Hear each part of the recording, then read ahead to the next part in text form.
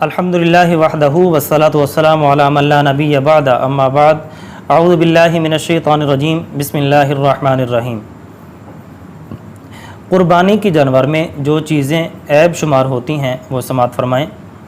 Number 1 لنگڑا پن، number 2 دانت کا ٹوٹا ہوا ہونا، نمبر 3 کان کا کٹا ہوا ہونا، نمبر 4 سینگ ٹوٹا ہوا ہونا، نمبر 5 دم کٹی ہونا، نمبر 6 اگر قربانی کا جانور مادہ ہے تو اس کا تھن یا پستان خراب ہونا۔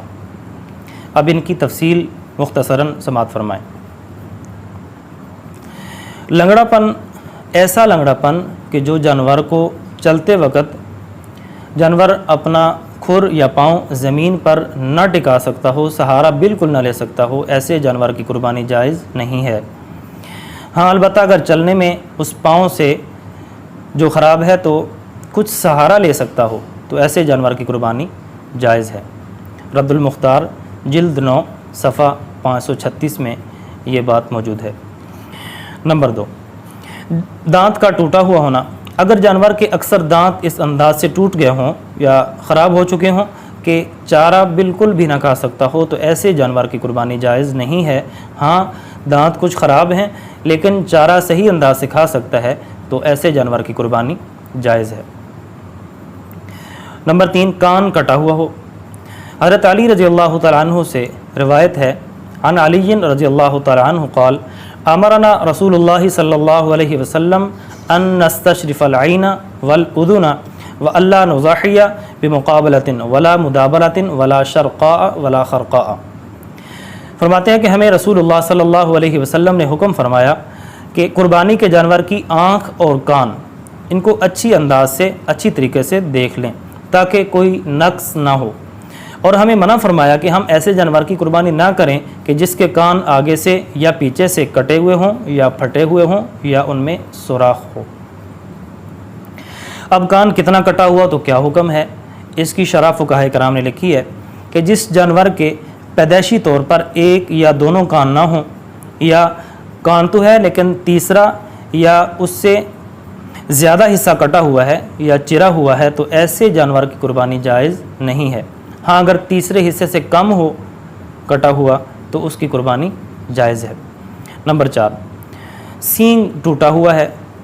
اگر جانور کا سینگ تھوڑا سا ٹوٹا ہوا ہو اس طرح کہ جڑ نہیں اکھڑی تو ایسے جانور کی قربانی جائز ہے۔ ایک آدمی حضرت علی رضی اللہ تعالیٰ عنہ کے پاس آیا تو اتا رجل علی فسألہ عن المکسورۃ القرن فقال لا یضرک، السنن الکبریٰ السنن الطحاوی میں یہ روایت موجود ہے۔ ایک آدمی حضرت علی کے پاس آیا اور سینگ ٹوٹے ہوئے جانور کی قربانی کے متعلق پوچھا تو حضرت علی نے فرمایا کہ تیرے لیے مضر نہیں، یعنی جائز ہے، ٹھیک ہے آپ اس کی قربانی کر سکتے ہیں۔ اور اگر جانور کا سینگ اس انداز سے ٹوٹ چکا ہو کہ جڑ سے اکھڑ چکا ہو تو اس کی قربانی جائز نہیں ہے۔ کیوں کہ اب یہ چیز اس میں عیب شمار ہوگی، اس لیے ایسے جانور کی قربانی جائز نہیں ہے کہ جس کی جڑ سے اس کا سینگ ٹوٹ چکا ہو، خراب ہو چکا ہو۔ نمبر 5 دم کٹی ہوئی ہو۔ جانور کی دم اگر تہائی سے کم کٹی ہوئی ہے تو اس کی قربانی جائز ہے، اگر تہائی یا اس سے زیادہ کٹی ہوئی ہے تو اس کی قربانی جائز نہیں ہے۔ فتاوی عالمگیری جلد 5 صفحہ 368۔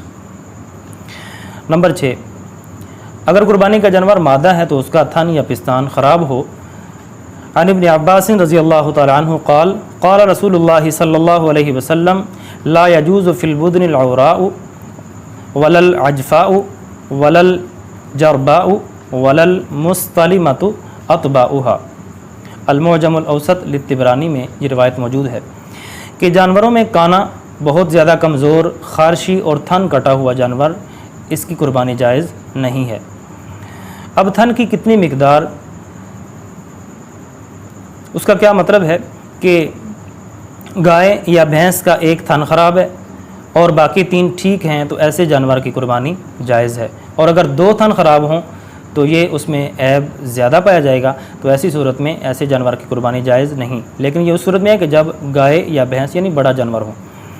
اور اگر چھوٹا جانور یعنی بکری، دمبا، بھیڑ وغیرہ ہیں تو ان کا ایک تھن خراب ہو تو یہ ان میں عیب شمار ہوگا، ایسے جانور کی قربانی جائز نہیں۔ فتاوی عالمگیری جلد نمبر